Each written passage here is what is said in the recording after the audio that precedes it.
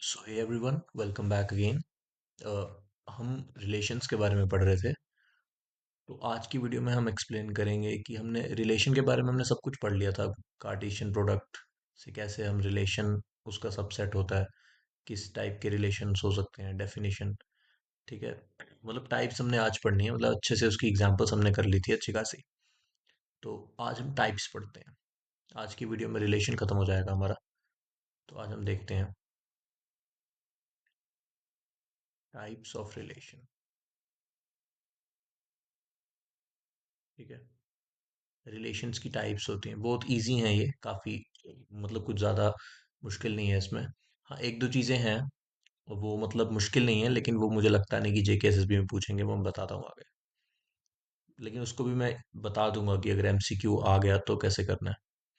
ठीक है, तो टाइप्स ऑफ रिलेशन। देखो, जैसा कि हमें पता है, हमें क्या चीज़ पता है कि हमने स्टार्ट कैसे किया था कि दो सेट होते हैं। ठीक है, एक कोई सेट होता है ए, एक कोई सेट होता है बी। हम लेते थे उसका कार्टेशियन प्रोडक्ट। ठीक है, कार्टेशियन प्रोडक्ट लेते थे और उसमें काफी सारे ऑर्डर्ड पेयर्स आ जाते थे, है ना। Ordered pair, ordered pair, ordered pair आ जाते थे। ठीक है, तो हमने बताया, समझा था कि रिलेशन क्या होता है। रिलेशन उन ऑर्डर्ड के पेयर्स, जैसे ऑर्डर्ड पेयर आया एक्स वाई। ठीक है, जिसमें एक्स एलिमेंट ए से आएगा, वाई एलिमेंट बी से आएगा, है ना।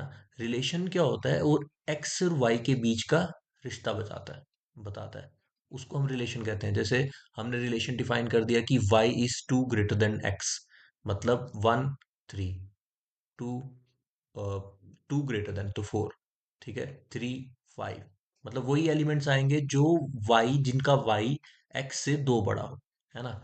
रिलेशन हमने पढ़ लिया था, तो मतलब रिलेशन के सारे जो भी ऑर्डर पेयर्स होते हैं किससे आते हैं, ए क्रॉस बी से, है ना।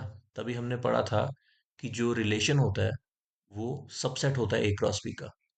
ठीक है, ए क्रॉस बी का सबसेट होता है। ठीक है, और आज एक चीज बताता हूं मैं। अगर कोई ऐसा रिलेशन डिफाइन करें हम, जिसमें सारा ही ए क्रॉस बी आ जाए, ठीक है, जिसमें ए क्रॉस बी के सारे एलिमेंट्स आ जाए, तो उस रिलेशन को हम कहते हैं यूनिवर्सल रिलेशन।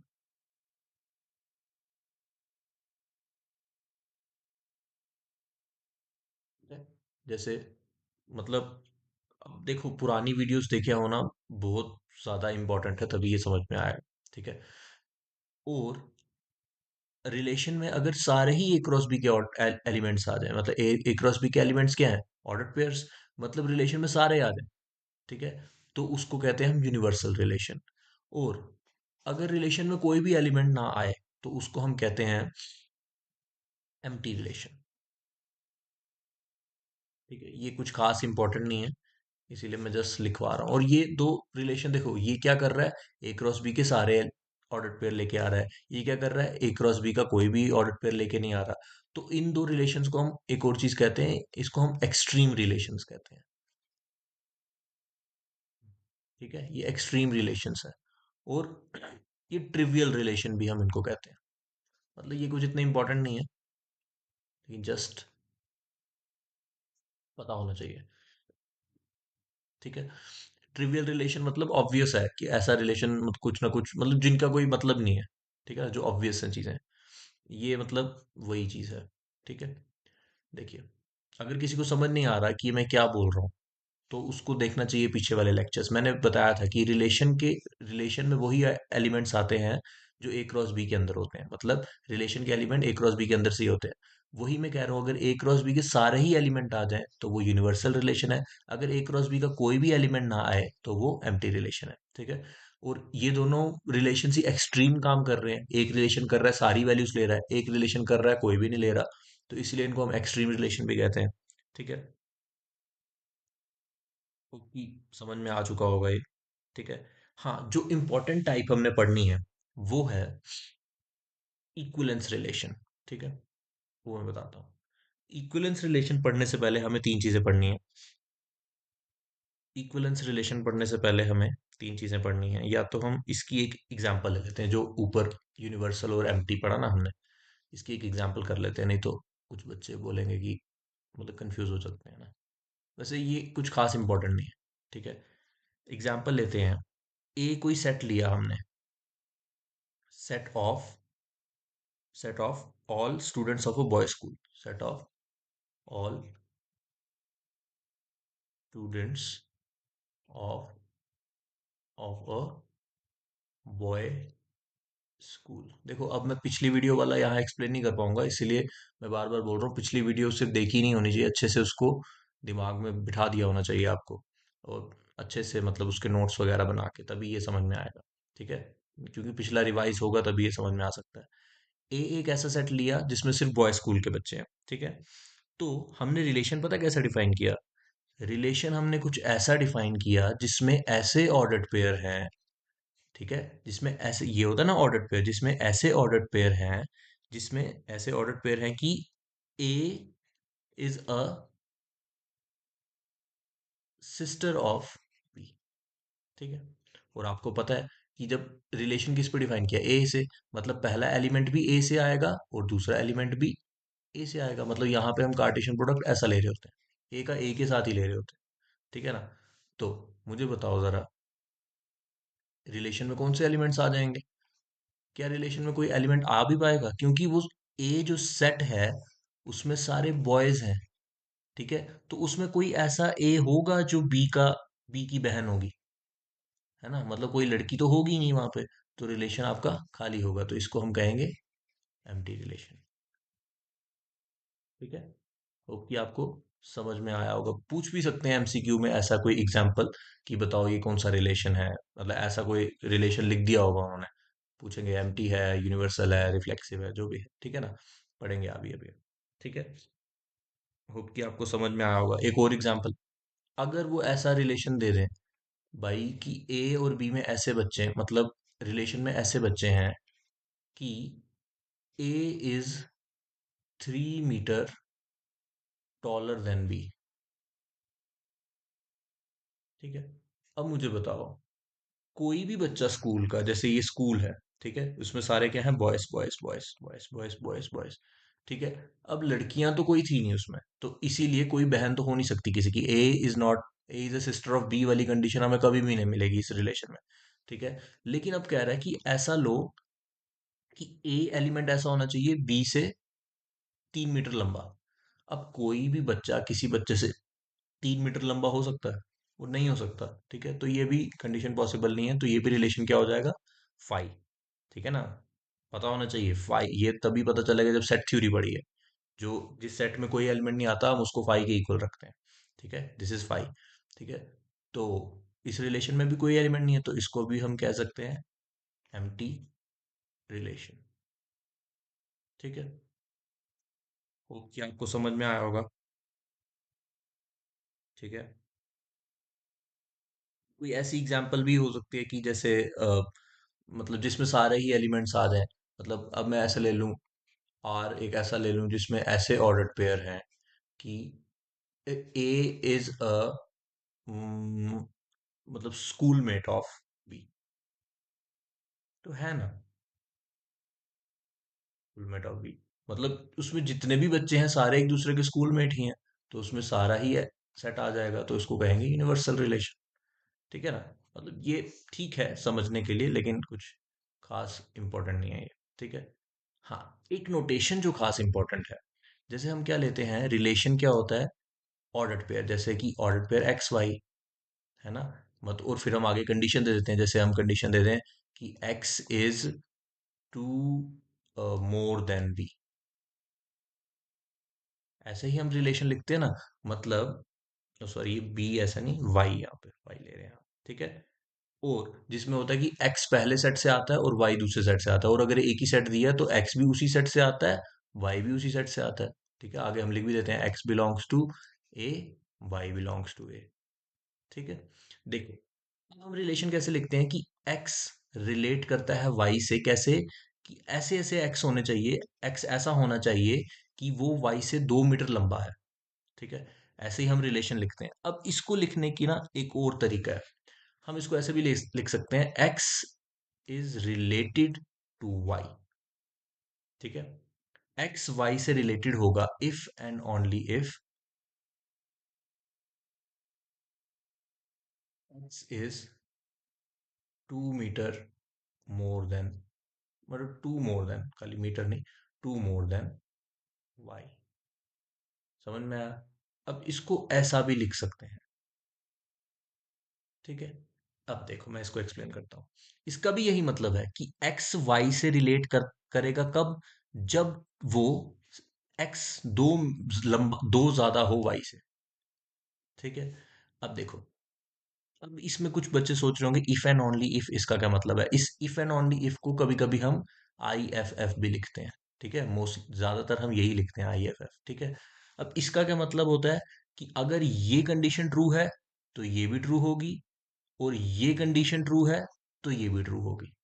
इसको कहते हैं कन्वर्स रिलेशन, ठीक है।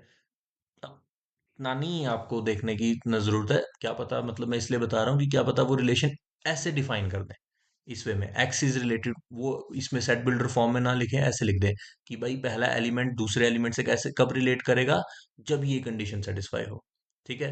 या मैं यहाँ लिख दूं ए इज रिलेटेड टू बी, अब वो ऐसे लिख सकता था यहाँ पे इसको, आर कैसा है कि आर ऐसा होना चाहिए, रिलेशन कैसा डिफाइन है वो इंग्लिश में लिखेगा, relation is defined in such a way that x is related to y if x is a sister of y, या if and only if x is a sister of y, ठीक है। तो आपको पता होना चाहिए ना कि ये वही चीज पूछी उसने, ये इसका मतलब यही है कि उसमें x y होने चाहिए ऐसे, such that x is a sister of y, ये एक ही चीज है।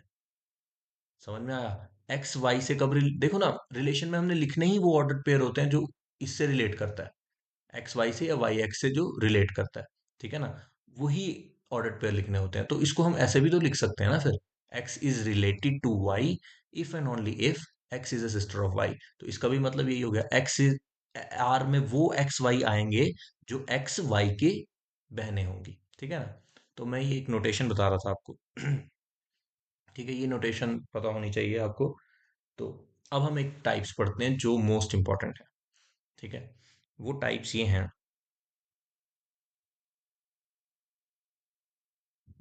तीन टाइप के रिलेशन होते हैं जो बहुत इंपॉर्टेंट है। पहला, relation is said to be reflexive, इसे लिखते हैं रिफ्लेक्सिव रिलेशन कहते हैं उसको, ठीक है। Reflexive relation, relation is said to be reflexive if every element is relate to itself,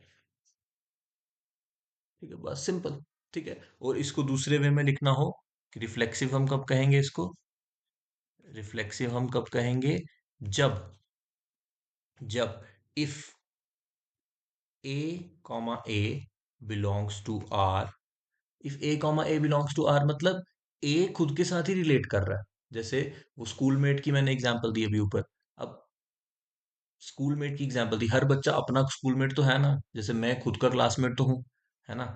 समझ में आया ना, ये रिफ्लेक्सिव कुछ ऐसा काम करता है।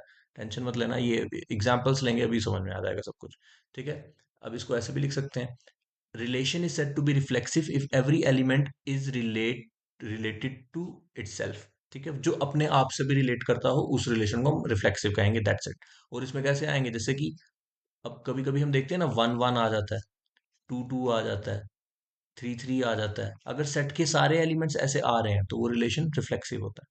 मतलब वन वन के साथ रिलेट करता है, टू टू के साथ रिलेट करता है, थ्री थ्री के साथ रिलेट करता है, ठीक है। X one is related to one, two is related to two, ठीक है। अभी एग्जांपल्स लेंगे ना, ये क्लियर होगा, क्योंकि बिना एग्जांपल्स के तो क्लियर करवाने का मैं, ये लिखवाना जरूरी है ताकि आप रिवाइज कर सको, ठीक है। वैसे एग्जांपल नहीं बिठानी चाहिए थी, चलो कोई बात नहीं। हाँ, रिलेशन रिफ्लेक्सिव कब होगा, जब every element is relatable to itself, ठीक है। ठीक है, मतलब ए खुद से ही रिलेट करेगा for every A in R, R in A. देखो ये मैथमेटिकल थोड़ा लैंग्वेज होती है, इसमें आप ज्यादा मत फंसो, आप यही याद रखो, ठीक है। इसका भी मतलब मैं एक्सप्लेन करता हूँ आपको, ठीक है। देखो, कह रहा है कि अगर आपका कोई, इसका मतलब ये होता है कि अगर आपका कोई एक सेट है ए, ठीक है, उसमें बहुत सारे ए होंगे, मतलब बहुत सारे ए होना मतलब बहुत सारे एलिमेंट होंगे, कितने भी हो सकते हैं।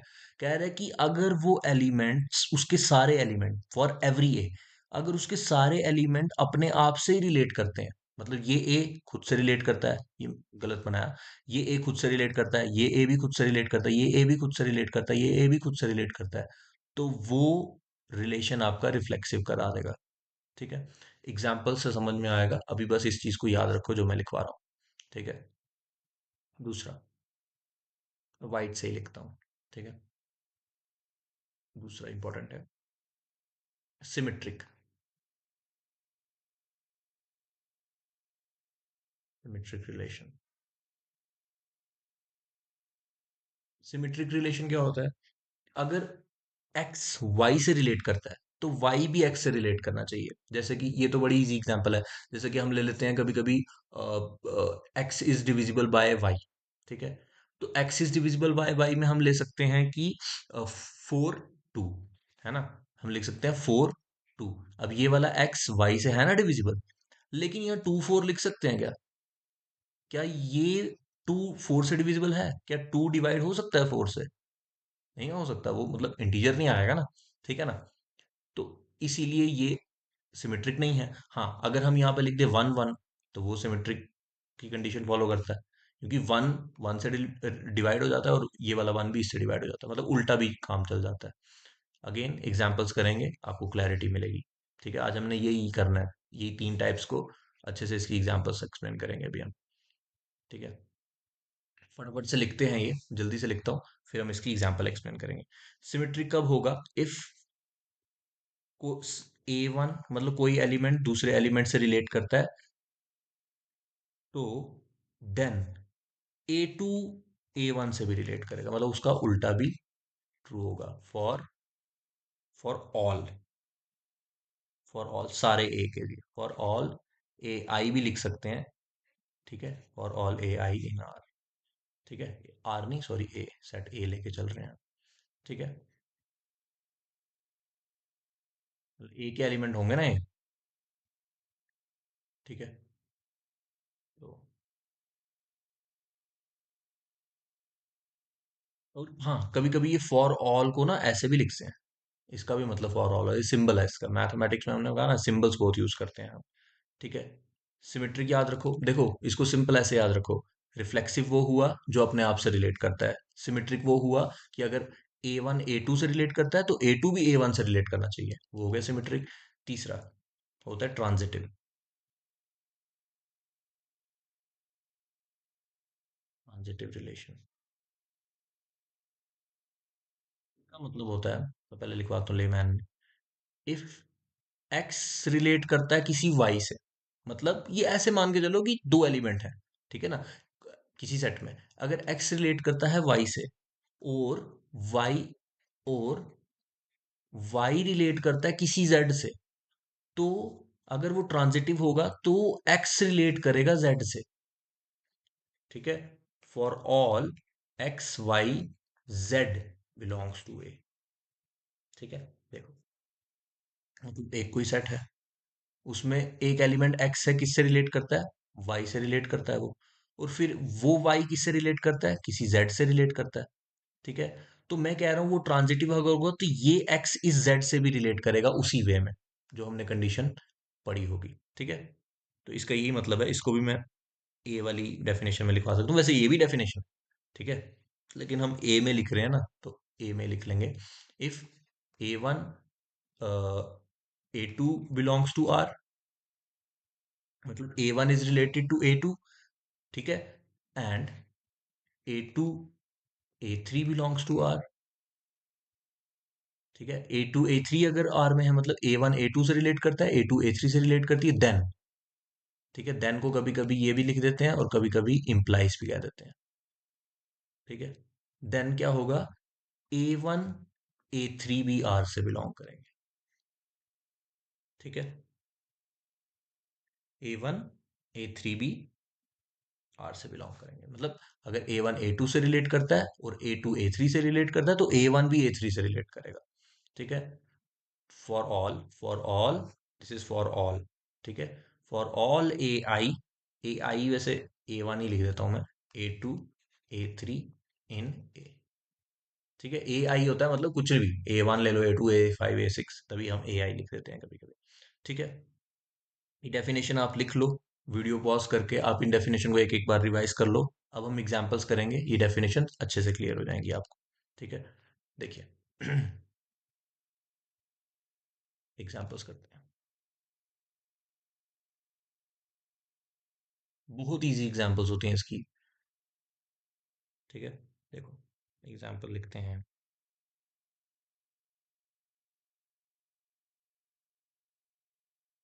पहले इक्विवेलेंस रिलेशन पे मैं बताता हूँ, लेकिन पहले हम एग्जांपल्स कर लेते हैं। मैं कोई सबसे पहले इजी एग्जांपल लेता हूँ। ठीक है। एक मिनट।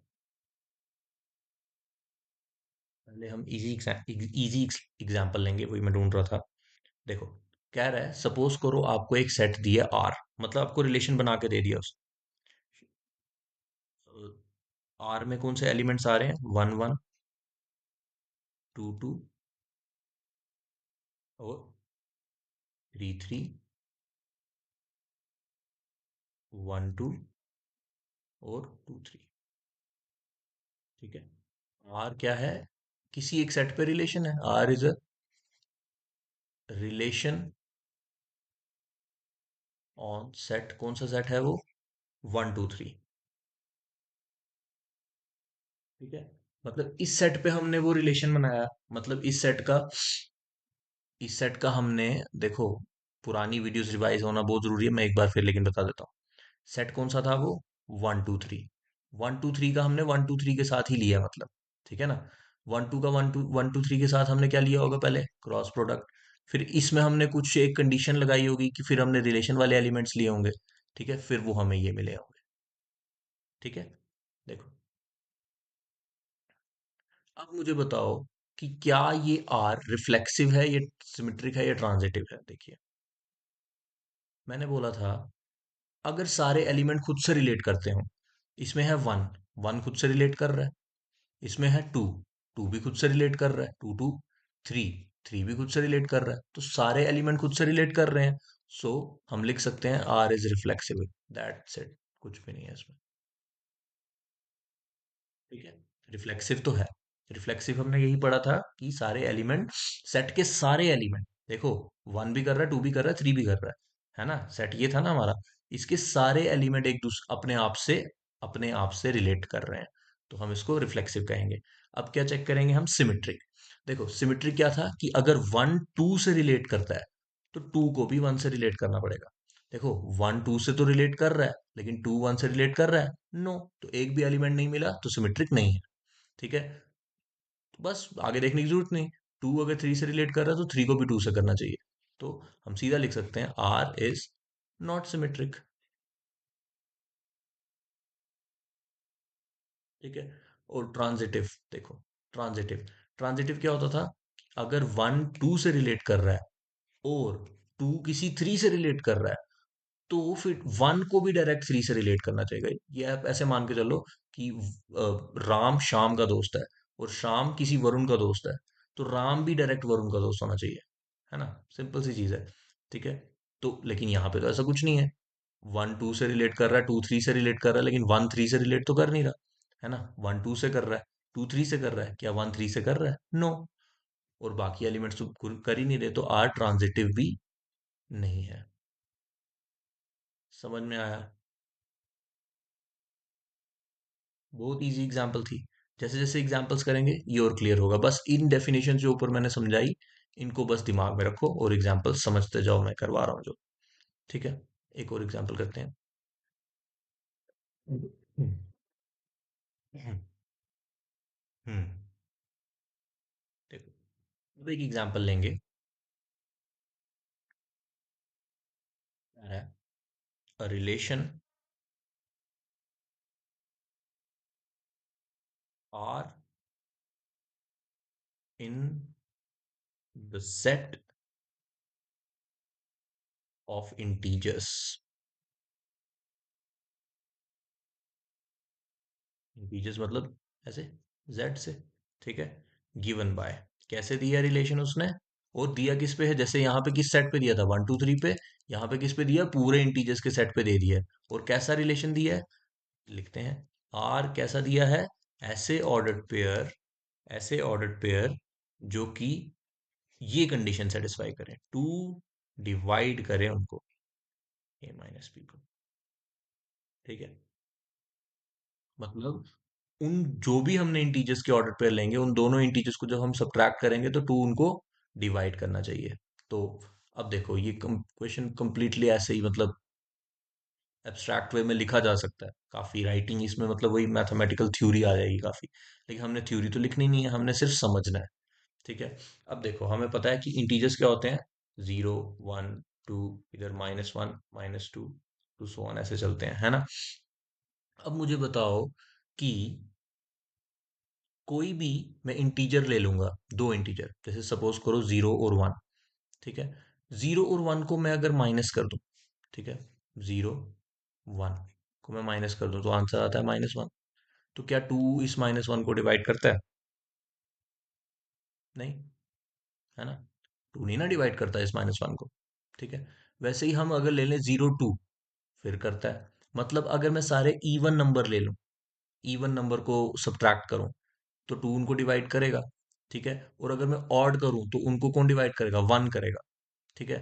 वैसे ये एग्जाम्पल, एक एक मिनट आप रुकिए, ठीक है।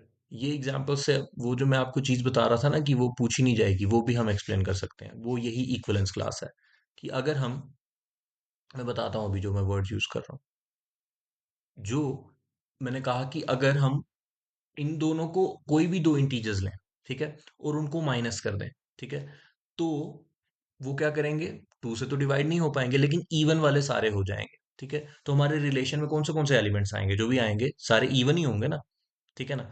तो रिलेशन में हमारे पास जो भी एलिमेंट्स होंगे, ठीक है, रिलेशन में जैसे कोई भी ऑर्डर पेयर होगा, हमारे पास क्या होगा, अ, वही होंगे ना जो टू से डिवाइड होंगे, जैसे 0 2 हो सकता है, ठीक है, 1 3 हो सकता है ना, क्योंकि इन दोनों को माइनस करेंगे तो ऐसे ऐसे ही रिलेशन होंगे। अब मुझे बताइए, अब मैं कोई भी इंटीजर ले लूं, अगर मैं सेम लेता हूँ, ए और ए दोनों सेम ले लेता हूँ, तो उनको भी जो माइनस करूंगा तो जीरो आएगा। तो टू तो जीरो को भी डिवाइड करता है ना, टू तो डिवाइड करता है जीरो को, है ना, टू डिवाइड कर देता है जीरो को। तो मतलब मैं, ए और ए आ रहे हैं इस सेट में, मतलब मैं 2 2 ले सकता हूँ, 3 3 ले सकता हूँ, 4 4 ले सकता हूँ, है ना। अगर मैं इन दोनों को माइनस कर, 2 - 2 आ जाएगा जीरो, तो होता है टू से डिवाइड, मतलब टू इसको डिवाइड करता है, 3 - 3 जीरो, 4 - 4 जीरो, तो टू इसको भी डिवाइड करता है। तो ये रिलेशन रिफ्लेक्सिव तो है, ठीक है, रिफ्लेक्सिव तो इजीली है ये, ठीक है। अब आगे देखते हैं सिमेट्रिक। अब देखिए अब अगर अब अगर हमने यहाँ पे एलिमेंट्स लिए हैं, सपोज कीजिए 2 4, ठीक है, या 4 6, या 6 8, यही ले सकते हैं ना। क्या हम इसमें 5 6 ले सकते हैं, नो, 5 6 तो बिलोंग ही नहीं करेगा ना आर में, ठीक है। 5 6 कैसे बिलोंग करेगा, नहीं, 5 - 6 करेंगे अगर हम, ये 6 - 5 करेंगे तो वो आता है 1 या -1। तो टू 1 को डिवाइड करता ही नहीं है, तो वो तो रिलेशन में आएगा ही नहीं। रिलेशन में आएंगे सिर्फ इस तरीके के एलिमेंट्स, ठीक है।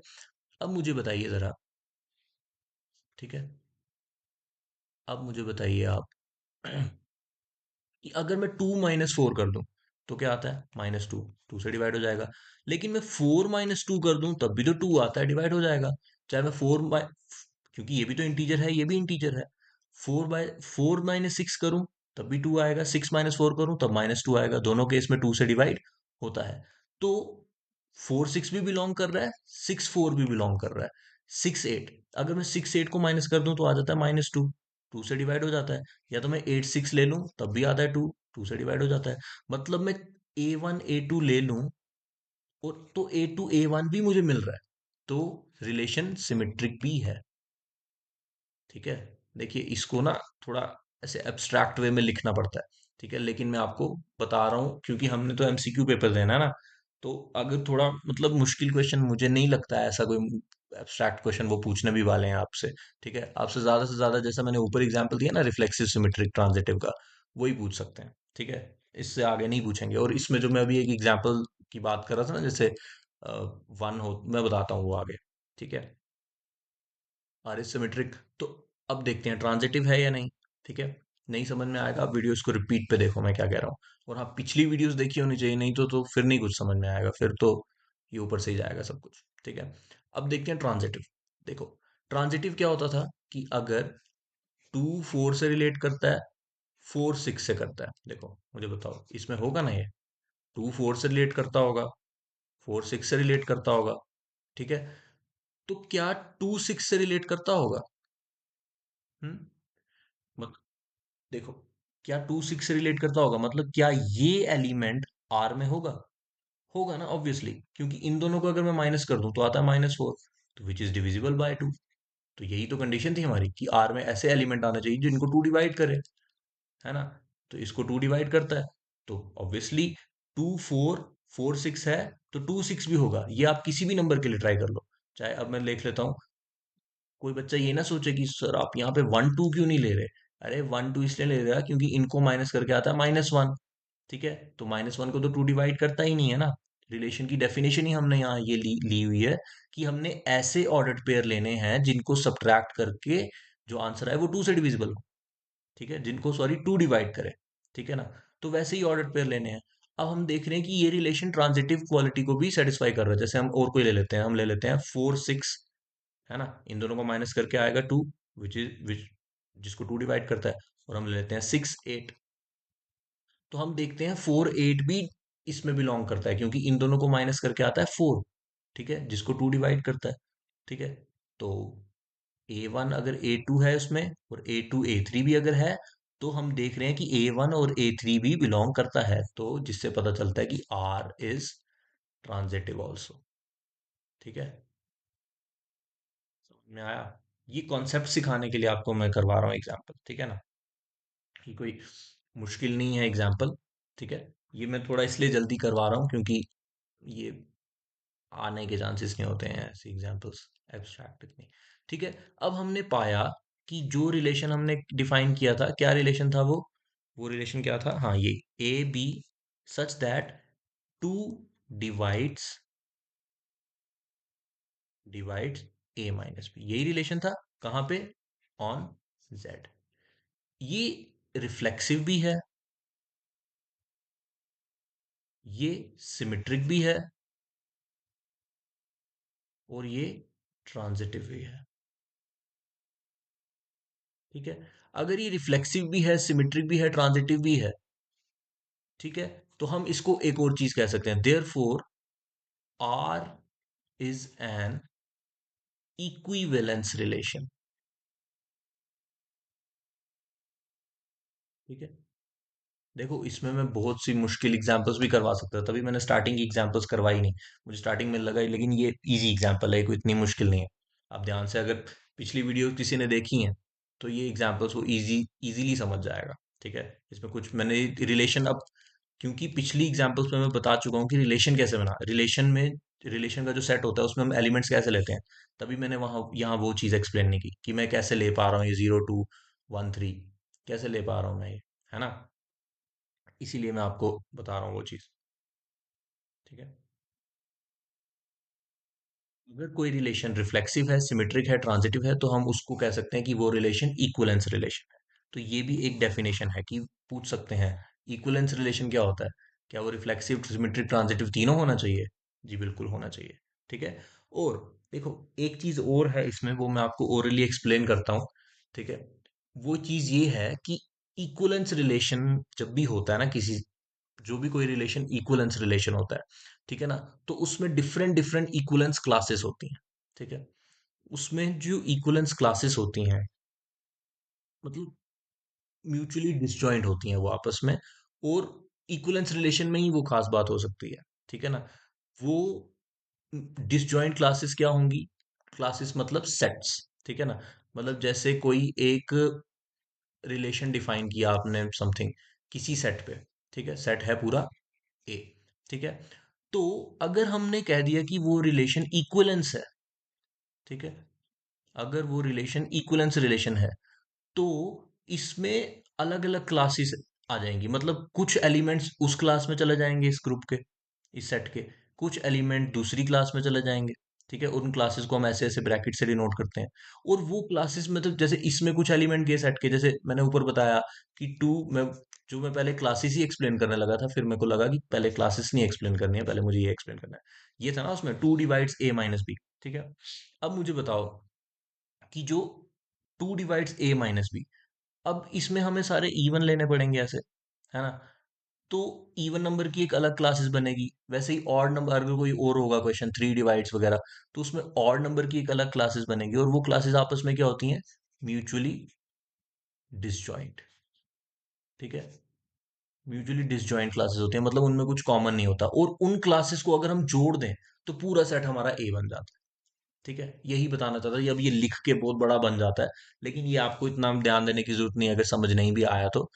समझना हो किसी ने नॉलेज के लिए तो मुझे बता देना, मैं कर दूंगा एक्सप्लेन लिख के उसको कमेंट में।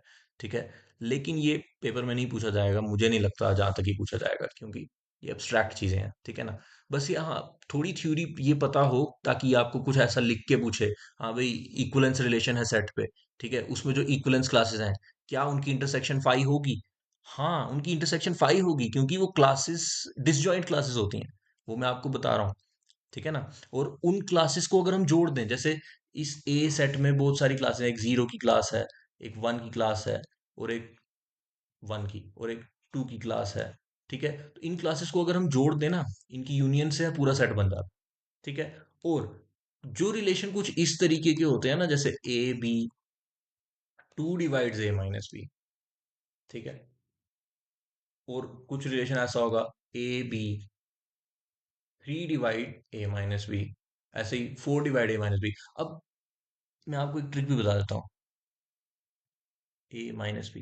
देखो, अगर two divides A minus B है ना, तो इसमें पता है कौन सी क्लास बनेगी इंटीजर्स पे, इंटीजर्स के केस में सिर्फ एक जीरो की क्लास, एक वन की क्लास। मतलब इन शॉर्ट फिर से बताता हूं, मतलब इस सेट में जो भी आपने सेट लिया होगा, ठीक है, ठीक है, अगर वो आर उसमें ये इक्विवेलेंस रिलेशन होगा, उसमें ऐसे ही एलिमेंट होंगे जो सिर्फ जीरो से रिलेट करते होंगे या वन से रिलेट करते होंगे।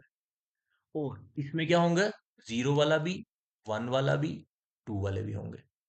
मतलब इसमें कैसे होंगे, जो जीरो से भी रिलेट करते होंगे, वन से भी करते होंगे, और टू से भी करते होंगे। ठीक है, मतलब इसमें तीन क्लासेस बनेंगी, ऐसे ही बनता है। अगर फोर वाला होगा जीरो वन टू थ्री बनेगी, फाइव वाला होगा zero one two three four बनेगी। ठीक है, इक्विवेलेंस क्लासेस। और ये सारी इक्विवेलेंस क्लासेस क्या होती हैं, आपस में डिसजॉइंट होती हैं। डिसजॉइंट मतलब इनकी इंटरसेक्शन फाई होती है। ठीक है, मुझे दूर दूर तक नहीं लगता ये कभी पूछेंगे, लेकिन फिर भी जस्ट इन वर्स्ट केस अगर 10 में से 10 के लिए हम पढ़ रहे हैं तो पूछ भी सकते हैं। ठीक है, लेकिन हमें जो मेन चीज याद रखनी है कि रिफ्लेक्सिव क्या होता है, सिमेट्रिक क्या होता है, ट्रांजिटिव क्या होता है। रिफ्लेक्सिव वो होता है जिसमें रिलेशन के सारे एलिमेंट अपने आप से रिलेट करते हैं। सिमेट्रिक क्या होता है कि अगर रिलेशन का एक एलिमेंट एक्स वाई से रिलेट कर रहा है तो वाई को भी वापस एक्स से रिलेट करना पड़ेगा। ठीक है। ट्रांजिटिव क्या होता है कि अगर एक्स वाई से रिलेट कर रहा है और वाई किसी जेड से रिलेट कर रहा है, तो एक्स को भी जेड से रिलेट करना पड़ेगा, वो तभी ट्रांजिटिव होगा। यही इंपॉर्टेंट चीज है जो हमने पढ़नी। ठीक है। बाकी मुझे लगता है जहां तक हमने पिछले क्लास में रिलेशन पढ़ा ना, 90% चांसेस है वहीं से पूछेंगे, लेकिन यहाँ पे भी से मैं सोच रहा था एक्सप्लेन करना चाहिए ये सब भी। ठीक है ना, क्योंकि रिफ्लेक्सिव सिमेट्रिक ट्रांजिटिव से पूछा जा सकता है, फुल चांसेस हैं। ठीक है। अब हम, ये वीडियो लंबा हो जाएगा। ठीक है, मैं एग्जाम्पल्स कुछ और एक्सप्लेन करना चाहता हूँ, वो मैं नेक्स्ट वीडियो में करता हूँ। ठीक है।